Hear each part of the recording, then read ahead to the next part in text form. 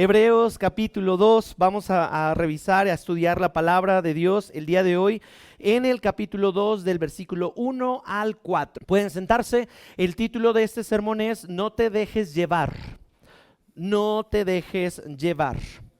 Hasta este momento nosotros hemos estudiado el capítulo 1 en donde hemos dejado claro en la carta a los Hebreos que Cristo es superior. Y durante todos estos versículos hemos dejado evidencia de que Cristo es superior porque es Hijo de Dios, siendo Dios encarnado aquí en la tierra, y toda la perfección, toda la plenitud de Dios son claramente visibles en la faz de Jesucristo. Jesucristo a su vez es superior, es mucho mejor que los ángeles, ya que los ángeles son tan solo los mensajeros y Cristo era el mensaje que los ángeles estaban comunicando. Jesucristo es superior de muchas maneras y lo hemos dejado claro en los versículos anteriores, y el día de hoy en el versículo 1, por eso dice por tanto. ¿Por qué tanto? Es dentro de la lógica literaria, es porque antes se dio un argumento para que en este punto podamos decir por todo lo anterior, esta es la motivación. Debemos prestar mucha mayor atención, y es importante señalar estas dos palabras, mucha mayor atención. Ya le agrego la tercera, el verbo, atiende, presta atención a lo que hemos oído, no sea que nos desviemos. La palabra desviar indica en el griego koiné un desliz, básicamente perder el rumbo, ¿sí? Y quiero ponerte esta ilustración. Perder el rumbo es más fácil de lo que creemos. Perder el sentido y el propósito de las cosas puede resultar muy rápido. Vamos a poner un ejemplo para los que les gusta la jardinería. Nadie necesita sembrar maleza en su jardín, ¿cierto? Y a mí ahora me queda mucho más que claro. En mi jardín no hace falta regar semillas para que crezca mucha hierba, a la cual yo digo, esta no necesitamos, ¿no? Estas semillas, no sé cómo se llaman aquí en México, pero los que se pegan cuando se secan, ¿cómo se les llama? No hay nombre para esas plantas que cuando se secan se pegan en los calcetines. Bueno, nadie necesita sembrar maleza, nadie sale por la mañana y comprar semillas de mala hierba y dice voy a destruir mi jardín y las voy a echar a diestra y siniestra. No hace falta, lo único que se tiene que hacer es descuidarlo, no atenderlo, dejar de regarlo, dejar de podarlo, dejar de arrancar la maleza y dejarlo simplemente por el tiempo necesario, y más en estas lluvias, y la maleza hará su trabajo. ¿Fue destruido por el jardinero? No necesariamente. Fue destruido por descuido. Yo creo que una de las grandes mentiras que hemos creído acerca de nuestra vida espiritual es pensar que para alejarnos de Dios tenemos que tomar una gran decisión. Pero a veces es simplemente por descuido. La maleza crece, la cizaña se aloja en el corazón, pero no fue como hoy me desperté para que esa cizaña entre en mi corazón. Creo que no hay ningún cristiano, por lo menos sensato, sabio, que se despierte de esa manera. Nadie se levanta por la mañana diciendo, mi plan de hoy es abandonar a Cristo. Nadie se levanta por la mañana para decir, hoy voy a rechazar mi fe delante de toda mi comunidad.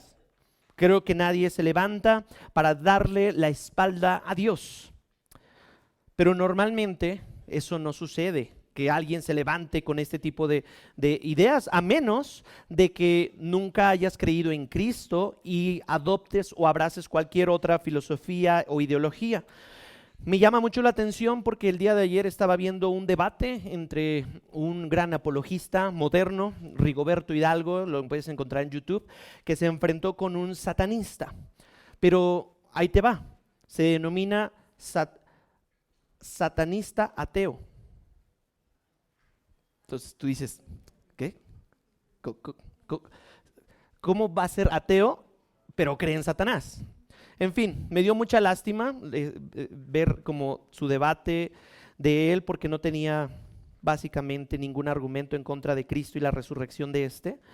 Pero yo creo que él sí se levantaría porque él en sus videos y él dijo públicamente, yo quemé en YouTube, delante de las cámaras, quemé las páginas de la Biblia y no me avergüenzo de eso. Pero no es que de la noche a la mañana queramos decir, hoy voy a ser satanista, ateo o gnóstico o cualquiera de estas situaciones. Simplemente o normalmente sucede mucho más despacio, sucede poco a poco, ¿no? Un día dejas de orar, el otro dejas de abrir tu Biblia, el otro empiezas a faltar a la iglesia, el siguiente ya no le prestas atención a los mensajes, a la predicación, a la oración, a la lectura. Dejas simplemente entrar el pecado, a empezar a tolerar. Pues ¿qué tanto es tantito?, dirían. ¿Y hasta dónde puedo pecar o hasta dónde puedo llegar sin que se considere pecado? Y empiezas a distraerte espiritualmente, te enfrías, nos enfriamos y cuando menos lo imaginas, te desviaste. No fue una explosión, no fue básicamente un momento dramático donde lloraste y dijiste, no, yo voy a blasfemar en contra del Espíritu Santo, pero sí hubo una deriva poco a poco. Otra ilustración, si no eres un jardinero, puede ser que en algún momento hayas navegado o hayas ido a las trajineras de Xochimilco o hayas tenido la oportunidad de ir a un gran lago y básicamente experimentar que se necesita amarrar tu barca o tu trajinera a el muelle, porque de otra forma, aunque no haya olas, aunque no haya marea muy grande, si tú lo dejas a la deriva, vas a perder tu navío. Básicamente es esta la palabra que está enfatizando aquí el autor. No sea que nos desviemos. Presta mucho mayor atención a lo que hemos oído, ¿sí? Todo esto es navegar. Otro ejemplo. Este ejemplo lo escuché en una conferencia para pastores líderes en Querétaro, en donde dice, hay algunos que son pilotos y ellos manejan las coordenadas, manejan muy bien todo el sentido de la brújula para poder llegar a su destino. Es decir, ellos pasan exhaustivamente por lecturas, pruebas, horas de entrenamiento para poder llegar del punto A al punto B sin que haya una desviación. Sin embargo, cuando existe una ligera desviación milimétrica, o sea, estamos hablando de un grado, y el avión se desvió un grado, tarde o temprano, paulatinamente, llegará a otro punto. Fue un grado más otro grado y de esa manera fue agregándose mayor distancia y tal vez en lugar de llegar al punto B, llegó al punto Z sin haberse dado cuenta. El avión, el barco puede parecer estable, ¿sí? La tripulación puede pensar, todo está bien, vamos en marcha. Pero si no hay una correcta dirección y si no hay un sentido de alarma, ¡hey! Nos estamos desviando, simplemente poco a poco el barco o el avión terminará en un lugar diferente, se desviará, se deslizará hacia otro lugar. Y cuando la tripulación finalmente levante la vista y ponga un pie, dirá, ¿cómo llegamos aquí? ¿Cómo es que llegamos aquí? La corriente hizo su trabajo, el aire hizo su trabajo. La iglesia corre este mismo peligro que Hebreos nos quiere advertir el día de hoy. El peligro es deslizarnos lentamente lejos de Cristo. No hace falta que adores la Biblia, que adores a Satanás, no hace falta que quemes las hojas de la Biblia. El peligro está en deslizarnos lentamente sin que nos demos cuenta. Un día, dirían por ahí, un día a la vez, pero sin contemplar a Cristo. Regresando al texto en Hebreos, ¿sí? Lo más importante es señalar a quién debemos escuchar, porque ya dejamos claro en sermones pasados que dentro de toda la palabra de Dios, del único que se dijo a él escuchar fue a Cristo Jesús. Si todo lo que acabo de decir, dice el autor, acerca de Cristo es verdad, entonces hay una respuesta que debemos tener para que esa respuesta determine nuestra agenda y nuestra forma de proceder. La doctrina de Cristo, la doctrina de la Escritura, tiene como propósito acercarnos a Dios, no alejarnos, no distraernos, no llenarnos de más actividades. Por eso me encanta mucho el ADN de nuestro compañerismo, que es, no se trata de actividad, sino de intimidad con el Señor, es decir, acercarnos a Él, habitar con Él. Y por eso hemos diseñado diferentes dinámicas, diferentes metodologías, hemos impulsado incluso la lectura para que todos podamos acercarnos más al Señor, la oración, en fin, hay muchas situaciones. Cuando establezcamos la supremacía de Cristo y entre más lo conozcamos, más fácil nos va a hacer rendirnos a nuestra vida.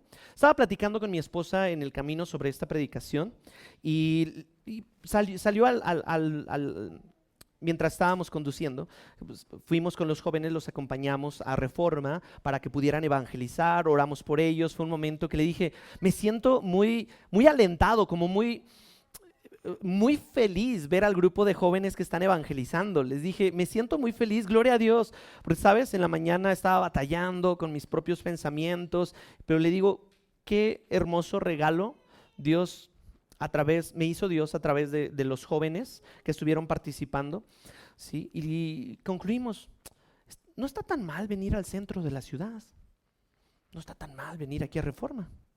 Le digo, pero ¿por qué nos sentimos así? ¿No? Porque le dije, eso mismo pensarán los trabajadores que trabajan o que están todo el día en el centro, ahí por Reforma. Ay, cuánto amo Reforma, mira los árboles y todo eso. Ahorita nosotros, porque hace mucho tiempo que no veníamos, pero ¿qué no tendría que suceder diferente? O sea, entre más contemplas algo, lo normal es que te cansas, te fastidia. Entre más convives con él, como que te harta. Bueno, no sé si eso a ti te pasa con el tráfico de la ciudad, con el centro, con el Zócalo. El punto es de que si ponemos en ejemplo en este argumento cualquier otra situación, contemplar cualquier objeto o sujeto en este eje, en el eje horizontal, tarde o temprano nos va a traer insatisfacción, tarde o temprano nos va a traer un deseo por algo mayor, tarde o temprano nos vamos a cansar. Y le dije, lo único que podemos contemplar sin cansarnos, y es más, hasta querer profundizar más, es Cristo. Y mis hijos escucharon, estaban allí en la parte de atrás. Dijeron, sí es cierto, contemplar a Cristo. Pero ¿por qué lo contemplamos, papá? Dice, ¿por qué lo observamos? ¿Por qué debemos de prestarle atención? Y te comparto mi conversación de tráfico en la ciudad, porque le dije, es que Cristo es el único que se preocupó genuinamente por la gente. Cristo fue el único que tuvo la humildad de venir y acercarse con prostitutas, con adictos, con gente que no quería, que todo el mundo rechazaba. Jesucristo le dijo a mis hijos, fue el único que prestaba realmente atención a la problemática de la sociedad. Les digo, ¿se imaginan tener a Cristo entre nosotros y que realmente te diga cómo estás? Y que al momento de poder escuchar sus palabras y todo lo que de Él emane, te traiga un alivio y una esperanza hermosa, sobrenatural. Le digo, por eso es deseable Jesucristo. Por eso no hay otro líder, no hay a nadie que se compare, ni siquiera a los ángeles. Por eso dice el Salmo 27, habite yo en tus atrios, en tu casa, para poder contemplar la hermosura, tu belleza, tu grandeza. Porque a todos nosotros se nos acaba la belleza, a todos nosotros se nos acaba la gloria, a todos nosotros se nos acaba la energía. Lo que contemplas es lo que valoras, y lo que valoras, tarde o temprano en eso te conviertes. Te pongo otra ilustración. En mi pueblo, o allá donde yo crecí, esto lo he contado en muchas ocasiones, pero aprovecho que hay gente que tal vez nunca ha escuchado esto. En mi pueblo no hay mucho que hacer, allá en Silao, Guanajuato. O en ese entonces, cuando yo estaba allá hace 15, 20 años. Entonces no había mucho que hacer, no había muchas plazas, no había todo eso como en la Ciudad de México. Créeme, allá en provincia no hay mucho que hacer.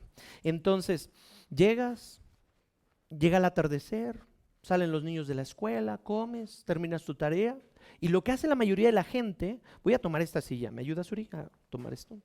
Y lo que hace la mayoría de la gente es sacar una silla a su pórtico, en la calle, sentarse y contemplar el atardecer. Es hermoso. Para nosotros como chilenos, ¿cómo que eso es el pasatiempo de los silagüenses? Pues mientras no existía el internet y las redes sociales, sí. Y ya te comías tus pepitas, tus cacahuates, platicabas con la familia. ¿Cómo te fue, hijo? Ah, ya llegó tu papá, mira, vamos a platicar. Y entonces contemplas el atardecer, contemplas que los pájaros van pasando por encima de ti, vas escuchando cómo todo va cambiando en los ruidos, en el sonido, y se va poniendo más calmado, los colores del cielo de azul pasan a rojos, naranjas, para que pueda entrar la noche. Eso es hermoso, eso de verdad es lo único que puedo decir, que lo que contemplas, en eso te conviertes, es algo hermoso. El punto es de que es muy fácil perder y desviarse. Y entonces, en lugar de contemplar el atardecer, mucha de la gente chismosa empieza a chismear de la otra gente.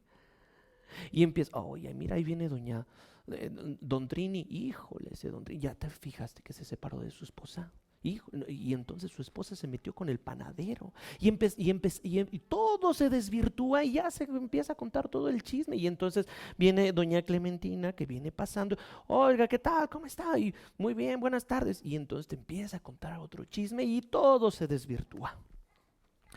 La gran ventaja de estar en Cristo, dice 2 Corintios capítulo 3, versículo 18, si no me equivoco, es que por un momento estamos contemplando la gloria del Señor para que nosotros seamos conformados a la imagen de Cristo. Dentro de la doctrina del hombre es que fuimos hechos a la imagen y semejanza del Padre, pero el punto es que nosotros, por causa del pecado, ¿sí?, por la caída, se distorsionó. Y el propósito de como cristianos es volver a tomar la forma de Cristo en nuestra vida.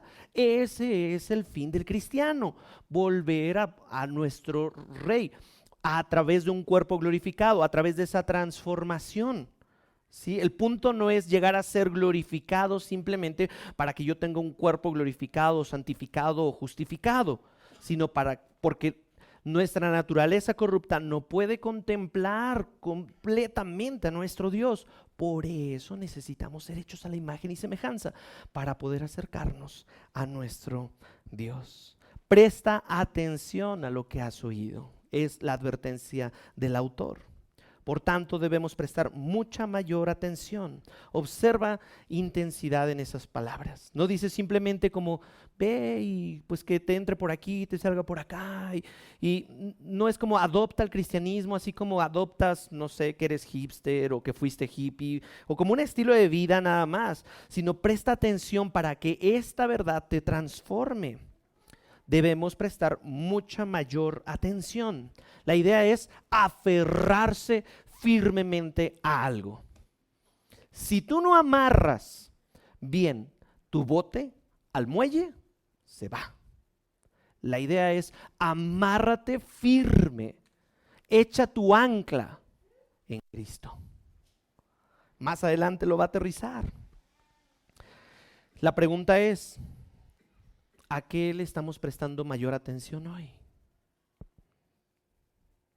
¿A qué le debemos de prestar atención hoy? ¿Qué has oído últimamente? ¿Qué le has estado prestando atención? A mí me choca, de verdad, me choca mi propio corazón, porque nadie tiene que venir a decirme nada. Yo solito.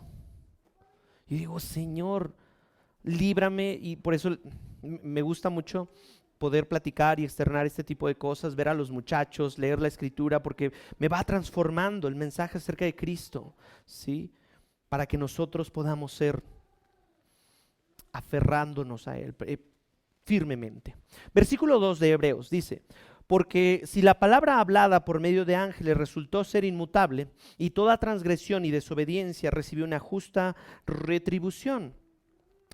Aquí es, no descuides una salvación tan grande. Si el mensaje es verdadero, ¿por qué nosotros correríamos el riesgo o jugaríamos a adoptar el cristianismo como, ay, no es como para tanto, como eso como de no emborracharse, como que es muy legalista, ¿no? Eso como de a esperarme para el matrimonio, como que es muy de antaño. A eso como de encomiéndala al Señor todas tus ganancias, como que, ay, eso ya es muy extremo.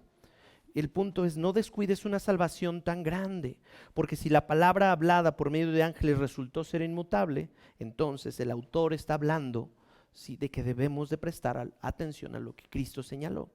Está ahora relacionando a los ángeles, ¿sí? Vimos los versículos anteriores que estos ángeles tan solo fueron los mensajeros, y aquí el autor de Hebreos nos está diciendo, los judíos entendían que los ángeles habían participado de alguna manera en la entrega de la ley de Dios. He de confesar, como algunos de mis compañeros, que esto para mí fue revelador, porque yo nunca había relacionado o nunca había vinculado que cuando se les entregó la ley a Moisés, ángeles fueron quienes mediaron ese evento. Lo dice Hechos 6, lo dice Gálatas, lo dice básicamente Hebreos 2. Y el argumento es sencillo. Los mensajeros entregaron la ley con su propósito, pero cuando Dios habló, nadie le hizo caso. Hubo una advertencia y por lo tanto, frente a advertencia diríamos, sí, va a haber una consecuencia. Y el pueblo de Dios desobedeció y construyó ídolos y se fue tras estos ídolos para poder adorarlos. Y dice Jeremías en un lenguaje realmente muy explícito, que eran como estas asnas en celo que se iban con cualquiera en el desierto. ¿Sí? Dios habló en el antiguo pacto, su palabra era firme, no había sugerencias, no había negociaciones, pero aún así el pueblo decidió desobedecer. Por lo tanto, la ley lo único que hace es evidenciar nuestra incapacidad de agradar a Dios. Por eso el sacrificio del cordero una y otra vez. Hay una historia de un personaje llamado Acán. ¿Lo han escuchado? Acán, ¿sí? Acán fue cuando estuvo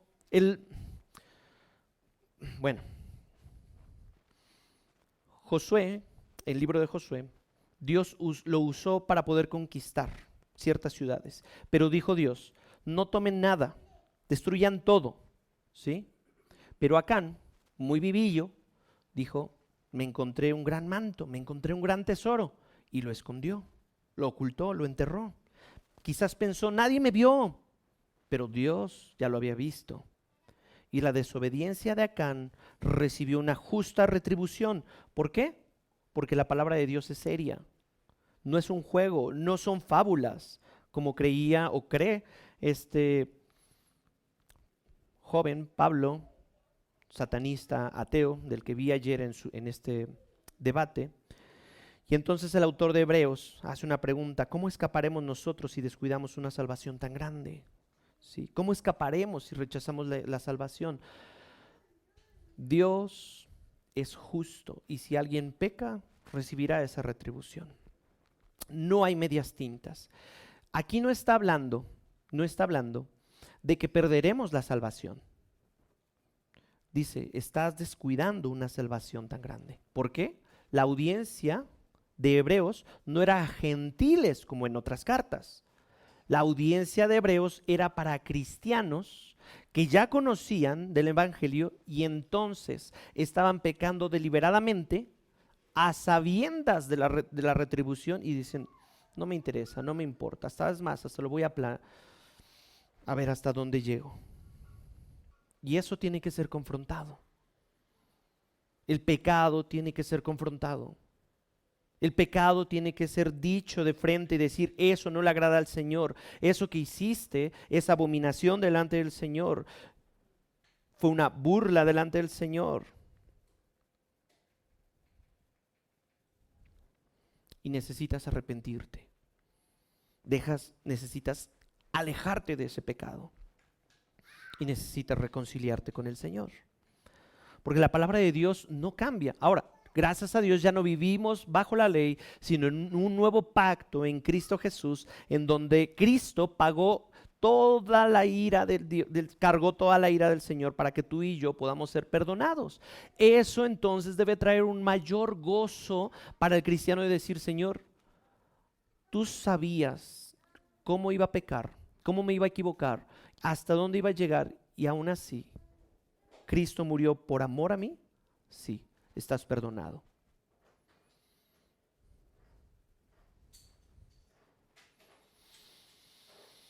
Ahora necesitas abandonar ese pecado, no tolerarlo, no tolerarlo. Versículo 3. ¿Cómo escaparemos nosotros si descuidamos una salvación tan grande?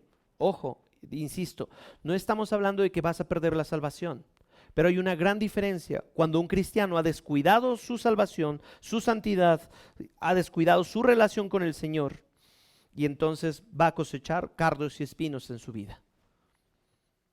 Obras de la carne, tal vez. Obras de la carne. La cual, después de que fue anunciada primeramente por medio del Señor, nos fue confirmada por los que oyeron. Vamos a pasar a esta segunda parte. Nos fue confirmada por los que oyeron. Fue anunciada primeramente por Jesucristo. ¿Qué cosa? Que el reino de Dios se ha acercado. Vengan y arrepiéntanse de sus pecados. Recibirán una redención aquellos que tienen fe en Jesucristo. Y a su vez los apóstoles y todos los testigos oculares de Jesucristo en el día de su resurrección, entonces están confirmando esta fe al autor. ¿Sí? Por eso algunos piensan que no fue Pablo quien escribió Hebreos, porque Pablo sí se encontró con Cristo y muchas veces dice: es que yo de todos los apóstoles era el menor. Aquí el punto es: yo recibí esta confirmación. Hay una validación, no es una fábula. Ahí te va una fábula, una leyenda. Yo soy de Guanajuato, entonces hay un cerro, no sé, creo que en todas partes hay un cerro de la Bufa. Pero allí en Guanajuato hay una gran leyenda. En el Cerro de la Bufa hay una cueva. Esto se lo he contado a mis hijos y me encanta porque se ponen: ¿qué más pasó, papá? ¿Qué más pasó? Y entonces yo les digo: mira, es que yo una vez cuando estaba estudiando música, me fui con mis amigos en la madrugada, 5 de la mañana, para ver si existe esa famosa cueva. Hay una cueva hasta allá arriba en el Cerro de la Bufa, todo estaba oscuro y nos fuimos, los amigos y todo el rollo, porque si entras a esta cueva, al fondo de esta cueva te vas a encontrar a una bella princesa. Tienes que cargar a esta bella princesa en tus espaldas, pero nunca la mires a los ojos, porque si la miras a los ojos, te convertirás en piedra. Es una leyenda que a mis hijos les encanta. Y entonces, por eso hay túneles, porque vas caminando en los caminos, pasando por los caminos de Guanajuato, y tienes que llegar a la catedral del centro, de ahí de la ciudad. Y en el momento en el que tú entregues a esta bella dama, ahí en la catedral, todo el esplendor de Guanajuato, porque dicen que hay mucho oro escondido en las calles y los subterráneos, y entonces la ciudad subterránea saldrá y brillará como el oro. Esas son las historias que te cuentan todos los que te venden viajes turísticos cuando vas entrando a Guanajuato, ¿no? Es interesante porque todo esto es una leyenda, es una fábula que te pone como al filo de la silla y luego ¿qué más pasa? El punto es que mis hijos tarde o temprano van a decir: ay, papá, eso es un cuento. Porque cuando vayamos a visitar a mis papás, que son de Guanajuato, se van a dar cuenta de que básicamente es piedra sobre piedra, tierra, son humanos. No existe nada mágico ni místico ni una maldición por encima de Guanajuato que pueda traer un esplendor de esta tierra. Y van a decir: ay, papá, nos chamaqueaste, ¿verdad? Y tú vas a decir: pues sí, pero te entretuve, ¿no? En el Evangelio no pasa así, porque muchos han tratado de descalificar el Evangelio pensando que todo fue una fábula, fue algo ficticio, fue algo inventado por personas, por los mismos apóstoles. Pero nadie puede dar su vida por una mentira. Es decir, si esto fuera una fábula, Entonces, ¿por qué los apóstoles eligieron en su redacción poner a mujeres que fueron las primeras testigos en ver y contemplar o escuchar a estos ángeles que dijeron: Cristo ha resucitado, vayan y compártanlo a los demás discípulos? Porque culturalmente la mujer no se le acreditaba ninguna fuente de información, simplemente estaba en una posición social mucho inferior, y entonces el mensaje fue dicho primero a mujeres para que lo dijeran a los apóstoles y a todo el resto, y el reino de Roma viniera. Y si tú no te arrepientes, si tú no te retractas, te vamos a matar. Mátame entonces. ¿Quién estaría dispuesto a morir por una fábula o un cuento? Yo no.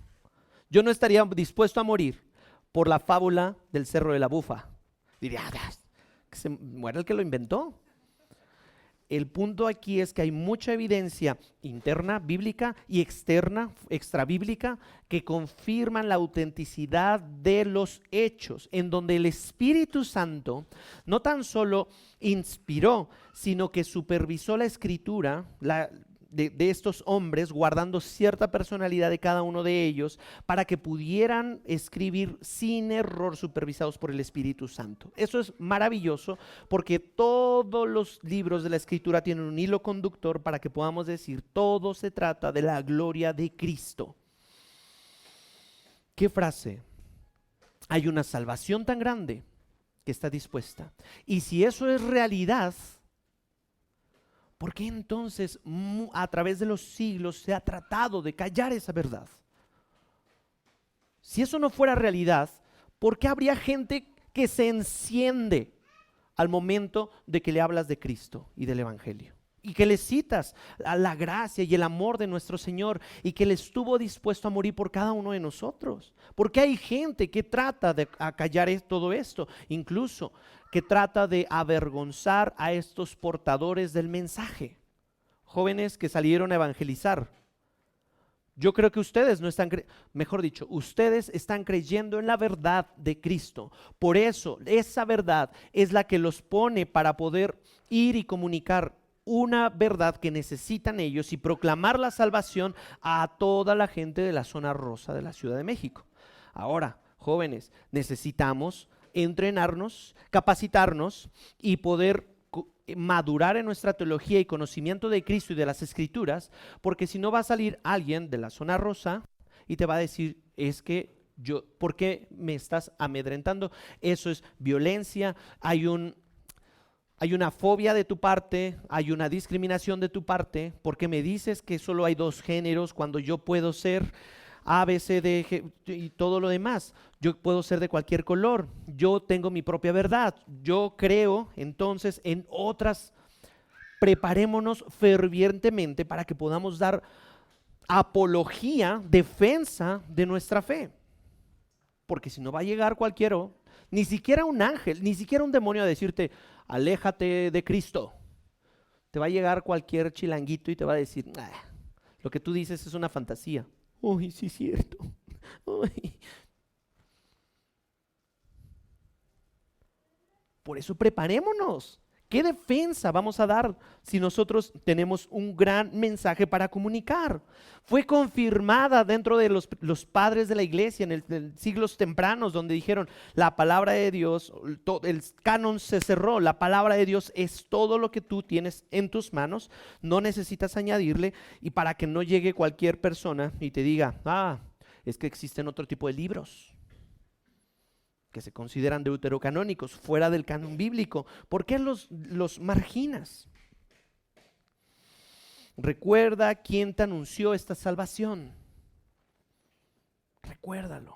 El Señor Jesucristo la anunció. El Señor Jesucristo la compartió para que tú y yo podamos experimentar paz, gozo en medio de cualquier circunstancia. El versículo 4 dice: Dios testificó junto con ellos, tanto por señales como por prodigios y por diversos milagros y dones repartidos del Espíritu Santo según su propia voluntad.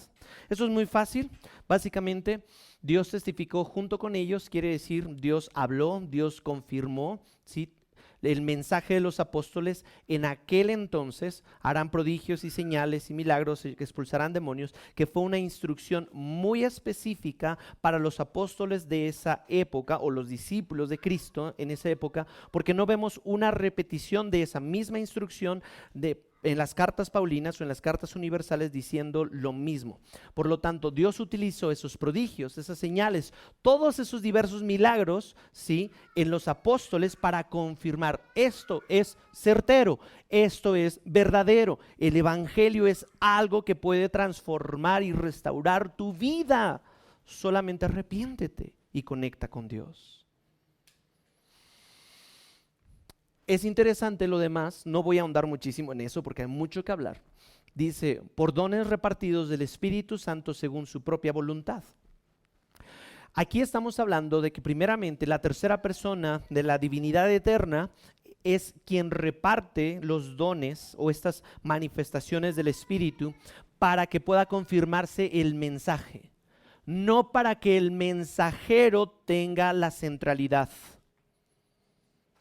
De ahí que es muy fácil y muy sencillo: Señor, tú has dado dones y los has repartido, no para la centralidad del hombre, sino para que se confirme lo que tú dices.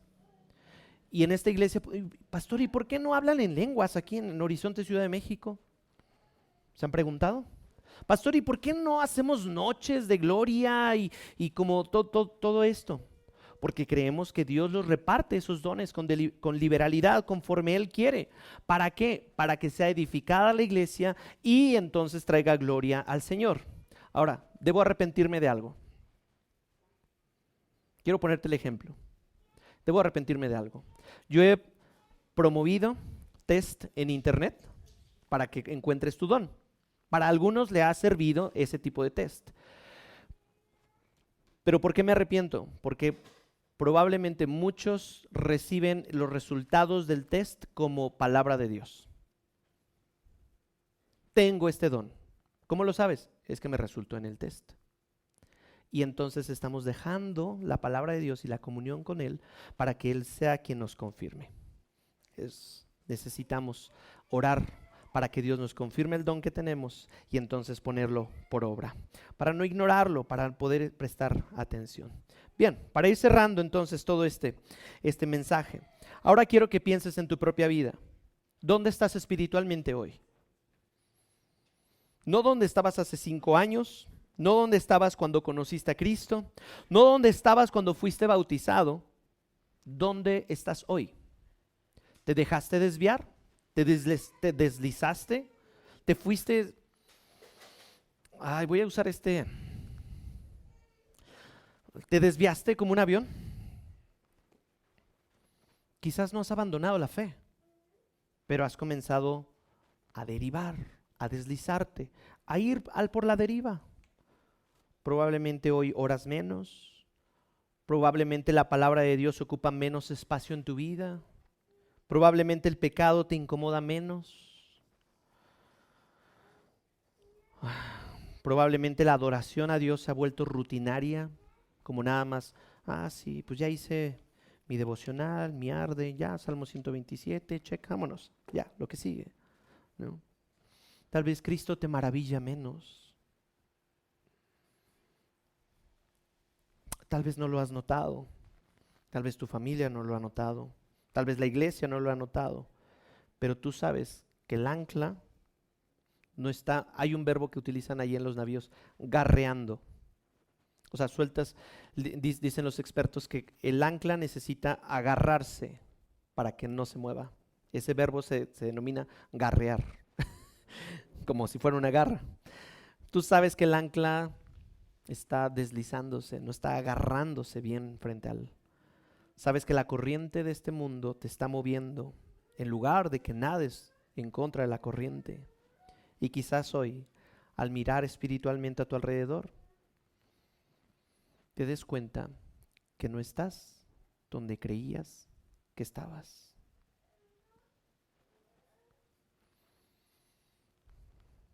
Escuchemos la exhortación que Hebreos nos dice. No dice escóndete, no dice finge el cristianismo, No dice, haz como si todo estuviera bien.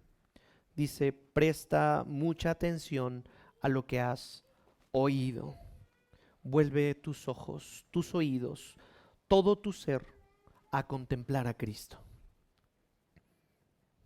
¿Sí? El Evangelio no te dice, esfuérzate más. No es, sé un mejor cristiano. Promete que nunca volverás a fallar.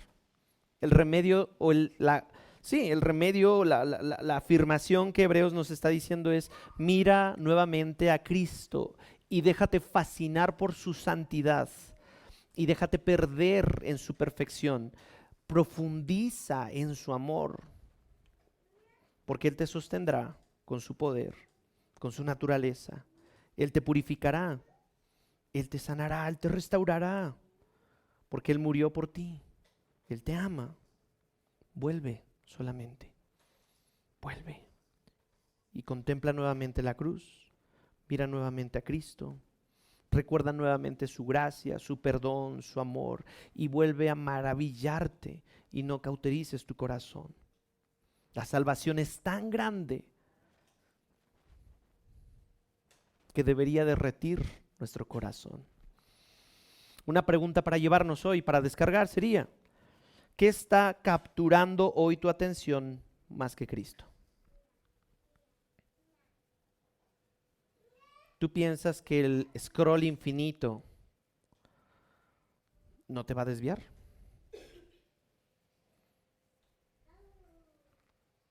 ¿Qué ocupa tus pensamientos? ¿Qué consume más tu tiempo? ¿Qué despierta tus emociones? Yo debo de confesar, hoy me despertó la emoción el partido de Suiza. ¿Cómo van? ¿Todo bien? 1-0, favor. Híjole, ¿ven cómo despertó nuestras emociones? Ay, nuestro corazón siempre va a ser dirigido por lo que deseamos, por nuestra atención. Por eso contemplemos más a Cristo. Contemplemos su pureza, su maravilla, y Él te dará un fruto a su tiempo. Salmo 1, por eso alguien me dijo en algún momento, ¿qué puedo orar por ti? Salmo 1, porque estoy tan cerca de dejar de deleitarme en la palabra de Dios y simplemente, pues es mi chamba, soy pastor, tengo que leer, tengo que estudiar, estamos en la certificación. Tú y yo somos tan propensos a esto. Pero pon otra vez tu mente, tu corazón, tus afectos, todo lo que tienes para contemplar a Cristo. Un barco no necesita encender sus motores para alejarse del puerto. Solo necesita de estar sujeto al muelle, de que su ancla esté en otro lugar. Tu ancla tiene que estar puesta en Cristo. Que Dios bendiga su palabra.